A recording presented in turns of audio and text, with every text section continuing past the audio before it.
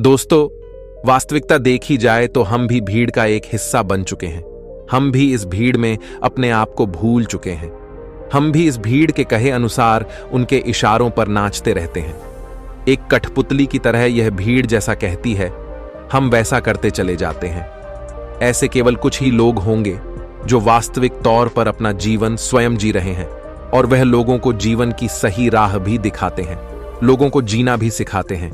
आइए इसे एक कहानी के माध्यम से समझते हैं कि आधी अधूरी जिंदगी जीकर हमें कोई लाभ नहीं। नमस्कार। की बात है, किसी राज्य में एक राजा रहता था। उस राजा के घर एक पुत्र का जन्म हुआ। वह उस राजा का इकलौता पुत्र था और वह अभी बहुत छोटा था। दूसरी तरफ राजा ने उसके पूरे जीवन की लकीरें बना दी थी। वह क्या होगा, कैसे बनेगा, वह अपने जीवन में क्या करेगा, उसे किस तरह से एक प्रभावशाली राजा बनना होगा। इस तरह की कई सारी बातें राजा ने पहले से ही सोच रखी थीं, लेकिन वह राजा यह भूल चुका था कि हम में से हर एक व्यक्ति अलग रूप, रंग और अलग व्यवहार के साथ जन्म लेते हैं, और वही हमारे जीवन की धारा होती है। एक नदी की तरह साफ और स्वच्छ उस धारा को हमने खो दिया है और अपना लिया है भीड़ तंत्र द्वारा दिया गया, क्योंकि यह हमें अत्यधिक सुरक्षित लगता है।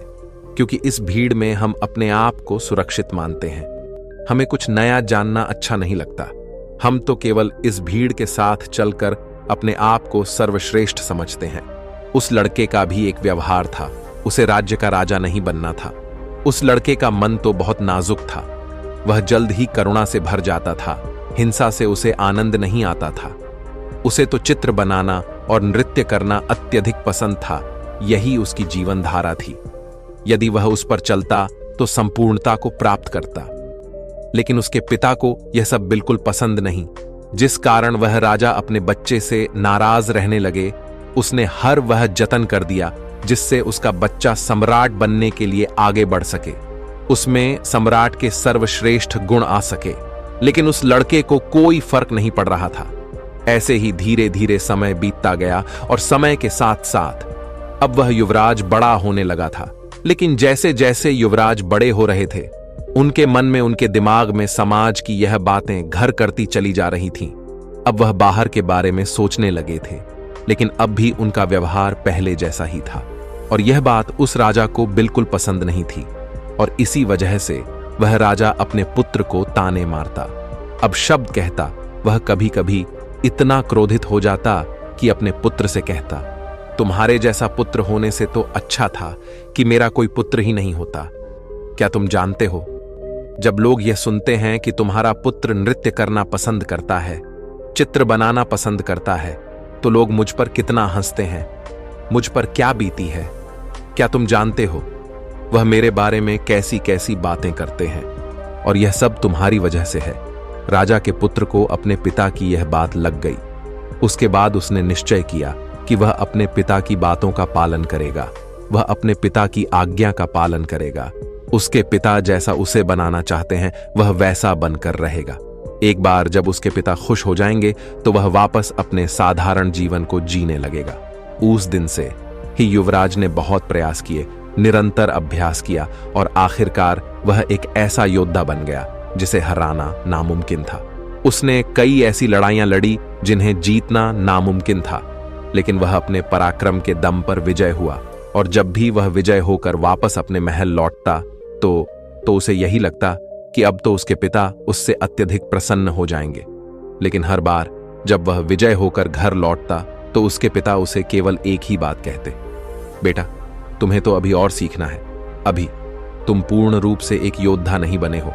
और इसी वजह से वह अपने पिता की नजरों में पूरा बनने के लिए दिन रात मेहनत करता, अपनी पूरी ताकत लगा देता। लेकिन ऐसा समय कभी नहीं आया जिससे राजा को अपने बेटे पर गर्व हो, और धीरे धीरे वह पुत्र अपने आप को भुला चुका था कि वह क्या है और वह क्या करना चाहता है।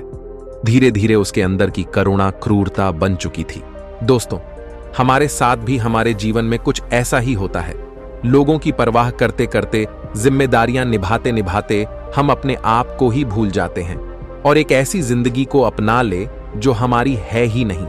लेकिन सबसे खुशकिस्मत तो वह लोग होते हैं जो सही मायने में अपना जीवन जीते हैं। वह वही करते हैं जो वह करना चाहते हैं। एक दिन की बात है, वह युवराज अपने राज्य में भ्रमण कर रहा था कि तभी उसकी नजर एक युवती पर पड़ी और वह युवती अत्यधिक सुंदर थी, जिसके प्रति वह युवराज आकर्षित होते चले जा रहे थे। उस युवती को देखकर युवराज के मन में प्रेम उमड़ने लगा। उन्होंने उस युवती को अपने राजमहल बुलाया और उस युवती के सामने उन्होंने तरह तरह के हीरे जवाहरात के ढेर लगा दिए और फिर उस युवती से कहते हैं, मैं तुमसे प्रेम करता हूं और मैं तुमसे विवाह करना चाहता हूं। ये जो कुछ भी तुम देख रही हो, यह सब तुम्हारा है। बस मेरे विवाह के प्रस्ताव को स्वीकार कर लो। इस पर वह युवती क्रोधित होकर युवराज से कहती है, हे युवराज, मैं आपसे प्रेम नहीं करती। भला यह कंकड़ पत्थर लेकर मैं क्या करूंगी? यदि आप सच में मुझसे प्रेम करते हो तो मुझे आपकी सबसे प्रिय चीज चाहिए। क्या आप मुझे दे सकोगे? इस पर वह युवराज कहता है, सुंदरी, जो कुछ तुम चाहो वो मैं तुम्हें देने के लिए तैयार हूं। इस पर युवती कहती है, हे युवराज, मुझे आपका यह राजमहल, यह राजपाट, यह शानो शौकत नहीं चाहिए। मैं तो एक साधारण सी युवती हूं और मैं आपसे भी यही चाहती हूं। क्या आप मेरे साथ एक साधारण युवक बनकर जीवन व्यतीत कर पाएंगे? क्या मेरे साथ एक साधारण युवक बनकर चल सकेंगे? अपना यह राजपाट, यह शानो शौकत क्या आप छोड़ सकेंगे? उस युवती की यह बात सुनकर वह युवराज बहुत सोच में पड़ गया और उस युवराज को देखकर वह युवती हंस पड़ी और कहने लगी, हे युवराज, यह आपकी धन दौलत, यह आपका साम्राज्य हमारी जिंदगी में कुछ नहीं।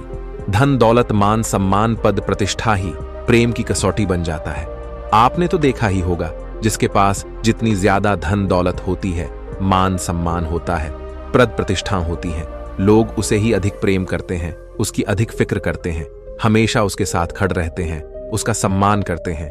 लेकिन यह सब सच नहीं होता वास्तविक तौर पर। तो वे लोग उस धन दौलत के अधीन होते हैं, उस धन दौलत का सम्मान कर रहे होते हैं, उस राजपाट का, उस पद प्रतिष्ठा का, उस मान सम्मान का आदर कर रहे होते हैं। वे लोग उसकी वाहवाह कर रहे होते हैं, उसी की प्रशंसा कर रहे होते हैं, जो कि एक दिखावा है, जो कि एक झूठ है।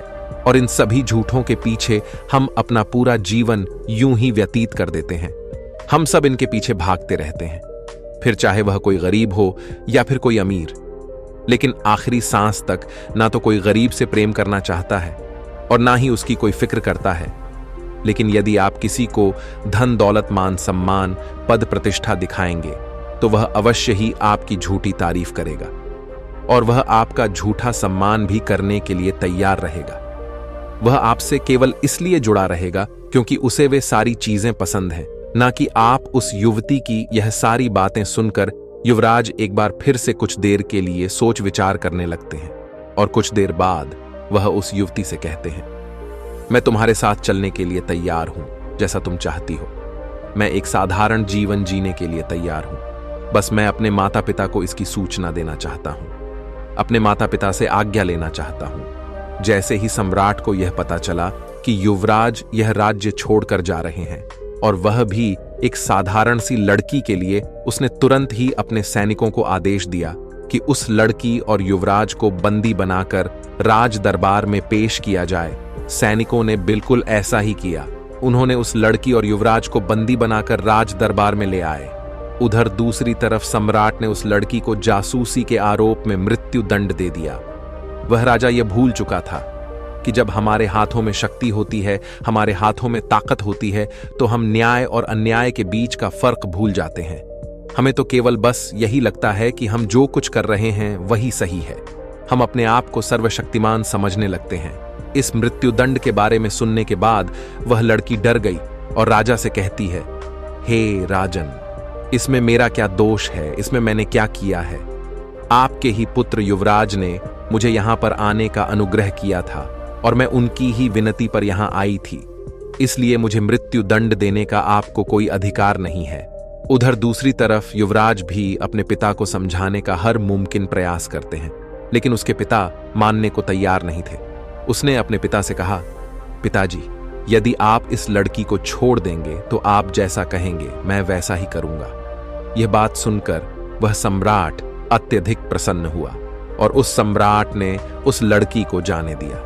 उसके बाद उस सम्राट ने अपने राजकुमार का विवाह राजकुमारी के साथ किया। वह राजकुमारी बहुत ही महत्वाकांक्षी थी। वह जल्द से जल्द इस राज्य की महारानी बनना चाहती थी। और इसके लिए युवराज के पिता का मरना जरूरी था, अर्थात युवराज के पिता का मृत्यु को प्राप्त करना आवश्यक था।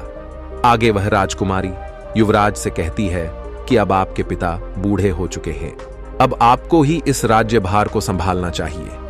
अब वह इतने बूढ़े हो चुके हैं कि उनसे यह राजपाट नहीं संभलता, वह उसे ठीक से नहीं चला पा रहे हैं और वह अब उसके काबिल भी नहीं है। और बुढ़ापे में अक्सर ऐसा ही होता है, हम किसी भी कार्य को ठीक ढंग से नहीं कर पाते, हमारे लिए हर कार्य बोझ बन जाता है। राजकुमारी की यह बात सुनकर युवराज भी राजकुमारी की बातों से सहमत हो जाता है। युवराज को तो यह पता ही नहीं था कि मन ही मन वह अपने पिता से नाराज है और मन ही मन वह अपने पिता के खिलाफ क्रोध को पाल रहा है। वह तुरंत ही अपने पिता के पास गया। उसने राजा से कहा, पिताजी, अब आप बूढ़े हो चुके हो और आपको अब आराम करना चाहिए। आप मुझे सम्राट घोषित कर दो, अब से मैं इस राज्यभार को संभालूं। इस पर वह सम्राट युवराज से कहता है, बेटा, तुम अभी इस काबिल नहीं हुए हो कि मैं तुम्हें यह पूरा राज्यभार सौंप दूं। तुम जिस दिन इसके काबिल हो जाओगे, मैं तुम्हें स्वयं ही इस राज्य का सम्राट घोषित कर दूंगा। ऐसे ही काफी समय बीत चुका था। धीरे धीरे उस राज्य में सब कुछ बदलता जा रहा था और इधर राजकुमार मन ही मन अपने पिता के खिलाफ षड्यंत्र कर रहा था। उसके मन में जो क्रोध पल रहा था वह अब एक चिंगारी से आग का रूप ले चुका था। वह मन ही मन अपने पिता का दुश्मन बन चुका था। इधर राजकुमारी ने राजकुमार के पिता को रास्ते से हटाने का एक उपाय बनाया। उस समय पड़ोसी राज्य ने इस राज्य पर आक्रमण किया था और इसी युद्ध के दौरान वह राजकुमारी चाहती थी कि सम्राट मृत्यु को प्राप्त हो जाए।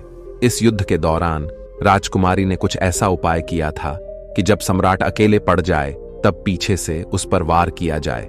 दूसरे ही दिन पड़ोसी राजा ने आक्रमण कर दिया। राजा बहादुर से दूसमन से लड़ रहा था, लेकिन युद्ध के दौरान ठीक इसका उल्टा हो गया। राजा की जगह पर वह युवराज दुश्मनों के बीच फंस गया था और जब सम्राट ने यह देखा तो वह अपने पुत्र को बचाने के लिए घोड़े पर सवार वह पुत्र की ओर आगे बढ़े। इस दौरान युवराज ने सोचा कि यही सबसे सही मौका है, मैं अपने पिता के पीछे से वार कर देता हूं और पूरा राज्य फिर मेरा होगा। जैसे ही युवराज यह सोच रहा था, तभी पीछे से एक दुश्मन ने युवराज पर वार किया, लेकिन तभी सम्राट ने उस वार को अपनी छाती पर ले लिया। वह तलवार सम्राट के सीने को चीरती हुई आर पार हो गई और सम्राट जमीन पर गिर गया। यह देखकर युवराज के हाथों से तलवार छूट गई। उसने तुरंत ही अपने पिता को अपने हाथों से घोड़े पर उठाया और वहां से निकल गया। रास्ते में सम्राट ने अपने बेटे से कहा, बेटा, अब तुम काबिल हो चुके हो और मैं तुम्हें इस राज्य का सम्राट घोषित करता हूं। जाओ और अपने राज्य को बचा लो। इस राज्य को तुम्हारी जरूरत है। तुम जैसे वीर योद्धा पर मुझे गर्व है। इतना कहकर वह सम्राट वीर गति को प्राप्त हो गया अपने पिता के मुख से। यह सारी बातें सुनकर राजकुमार बहुत दुखी हो गया। उसके मन में जो क्रोध था वह पूरी तरह से करुणा में बदल गया। तब उसे एहसास हुआ कि वह अपने पिता से प्रेम करता है, नफरत नहीं। उसे अपनी गलती पर पछतावा होने लगा और वह तुरंत ही वापस युद्ध भूमि पर लौटा और उसने काफी बहादुरी से युद्ध को लड़ा और अपने पिता की याद में उसने इस युद्ध को तो जीत लिया, लेकिन अपने आप से हार गया। युद्ध को जीतने बाद वापस महल लौटकर वह बहुत परेशान था, क्योंकि राजकुमारी ने जो राजा के खिलाफ षड्यंत्र रचा था, राजकुमार ने राजकुमारी को आजीवन कारावास का दंड दे दिया। राजकुमार बहुत दुखी था। वह स्वयं को भी सजा देना चाहता था। वह इस राज्य का सम्राट बनकर अब खुश नहीं था, ना ही उसके मन में कोई इच्छा रह गई थी।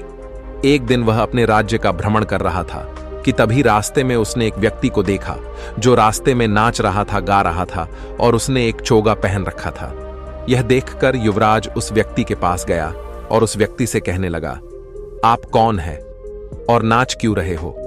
इस पर वह व्यक्ति कहता है, मैं कौन हूं, यही तो मैं जानना चाहता हूं। मुझे नहीं पता कि मैं कौन हूं। क्या मैं तुम्हें जानता हूं? तुम कौन हो? इस पर वह युवराज कहता है, मैं इस राज्य का सम्राट हूं। इस पर वह व्यक्ति कहता है, मुझे भी ऐसा ही लगता था कि मैं इस राज्य का सम्राट हूं, लेकिन बाद में पता चला कि मुझसे बड़ा भिखारी तो और कोई नहीं है। इस पर युवराज कहता है, आप समझ नहीं रहे, मैं वास्तविक तौर पर इस राज्य का सम्राट ही हूं।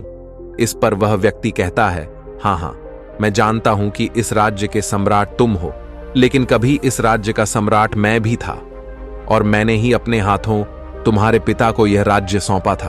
और तुम्हारे पिता मेरे सेनापति हुआ करते थे, और तुम्हें और तुम्हारे पिता को यह तक नहीं पता होगा कि जिस लड़की के लिए तुमने अपना घर बार छोड़ना चाहा था, जिस लड़की को तुम्हारे पिता ने मृत्यु दंड देना चाहा था, वह पुत्री मेरी ही है। यह सुन वह युवराज उस व्यक्ति के चरणों में गिर पड़ा और कहने लगा, मैंने अपने पिता से आपके बारे में बहुत कुछ सुना है। अब आप ही मुझे बताइए कि मैं आगे क्या करूं। मुझे अब इस राज्य में कोई मन नहीं है और ना ही मैं कोई सम्राट बनना चाहता हूं। इस पर वह व्यक्ति उस सम्राट के हाथों को पकड़ लेता है और उसे एक ऐसी जगह ले जाता है जहां पर एक विशाल वृक्ष था। उस वृक्ष की ओर इशारा करते हुए वह व्यक्ति सम्राट से कहता है, बेटा, उस वृक्ष को देखो, इस वृक्ष की तरह सम्राट बनो।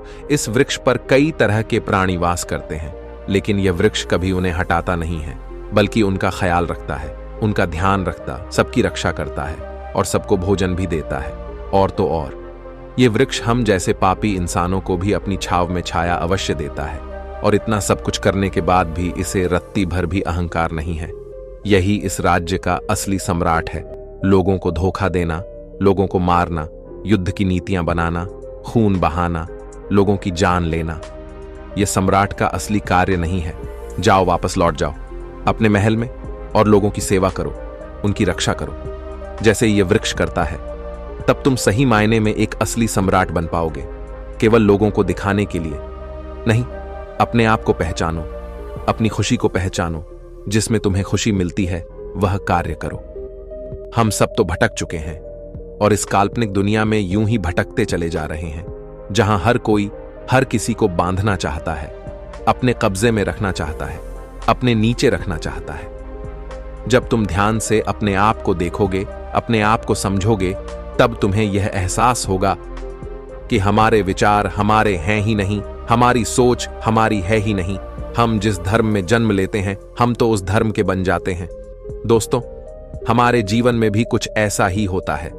हमारे आसपास ऐसे बहुत से लोग होते हैं जो हमें हमेशा कुछ अच्छी तो कुछ कड़वी बातें कहते ही रहते हैं, और उनकी हर बात हमें आईना सा दिखा जाती है। लेकिन हम ऐसे लोगों को ढूंढते रहते हैं जो हमारी हाँ में हाँ मिला सके, वह हमारी गलती को गल ना कहे, और ऐसे लोग हमें बहका सकते हैं, क्योंकि हम पहले से ही बहकने के लिए तैयार बैठे हैं। जो भी कुछ हम कह रहे हैं, जो भी कुछ हम कर रहे हैं, वह सब सही है। हम कुछ ऐसे लोग चाहते हैं जो हमारे इस हाँ में हाँ मिला सके और हमारा साथ दे सके। दोस्तों, आपने आज के इस वीडियो से क्या सीखा, वह मुझे आप कमेंट में बता सकते हैं।